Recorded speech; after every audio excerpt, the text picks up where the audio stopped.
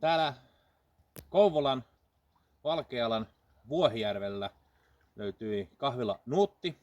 Se on itse tehtyä jäätelöä. Karamelli, siis alkoholia, on makuna.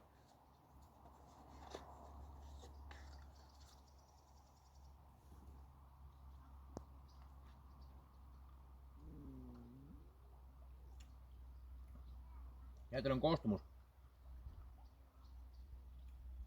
on hyvin pehmeää. Arvostan. Karamellin makua taisi olla ehkä hiukan enemmän, mutta toimii. Ei ole silleen iskevä.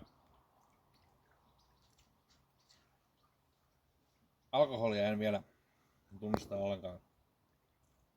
Varmaan Kymenlaakso tunnetaan kusettajien maakuntana. No nyt ihan hyvä noin niinku jäätelöllä.